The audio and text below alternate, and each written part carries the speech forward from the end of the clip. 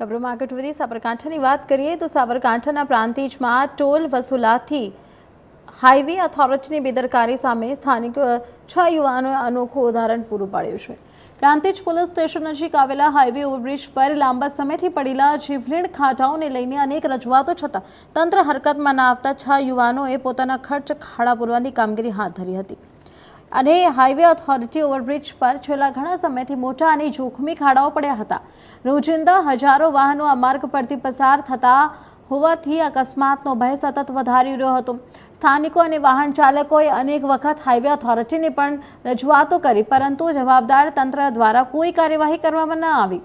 આખરે પ્રાંતિજના અનુજ પટેલ, કીર્તન પટેલ, ભાવેશ દેસાઈ, સુજલ દેસાઈ, હર્ષલ ગોહિલ અને વજેશ ભાવસારે કોઈ સરકારી મદદની રાહ જોયા વિના પોતાના ખર્ચ બાંધકામ સામગ્રી લાવી ખાડા પૂરવાની કામગીરી હાથ ધરી હતી। યુવાનોની આ સેવાભાવી કામગીરીને સ્થાનિકોએ બિરદાવી હતી। જો કે એક તરફ લાખો રૂપિયાનો ટોલ વસૂલવામાં આવે છે, પરંતુ બીજી તરફ રસ્તાની જાળવણી અને સુરક્ષા પ્રત્યે ગંભીર બેદરકારી દાખવવામાં આવે છે।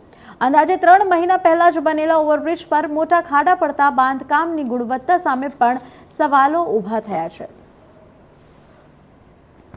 પ્રાંતિજ નેશનલ હાઈવે નંબર 48 ઉપર પ્રાઇમ કોમ્પ્લેક્સની નજીક મોટા 3 થી 4 ખાડા હતા, જેમાં રોજની 20 થી 25 ગાડીઓનો એક્સિડન્ટ થાય, યા કોઈનું ટાયર ફાટી જાય યા પંચર પડી જતું હતું। તો આવતા જતા મુસાફરોને પ્રોબ્લેમ થતો હતો, જેથી અમારા મિત્ર મંડળ દ્વારા અમે આજે ખાડા પૂરી એક સારું કામ કરવા જઈ રહ્યા છીએ, જેથી બાઇક વાળાને પણ નુકસાન ના થાય। કેમ કે આમાં એવડા મોટા ખાડા છે કે બાઇક વાળા તો જો કદાચ અડીવી જાય તો એ મરી જ જાય પડીને, એટલા મોટા ખાડા છે। સરકારશ્રીને ધ્યાન દેવું અને રોડ કોન્ટ્રાક્ટરને પણ ધ્યાન દેવું કે પૈસા કમાઈને એકલા ઘરે ના લઈ જાઓ, થોડા ઘણા અહીંયા ખાડા પૂરવામાં પણ ધ્યાન આપો અને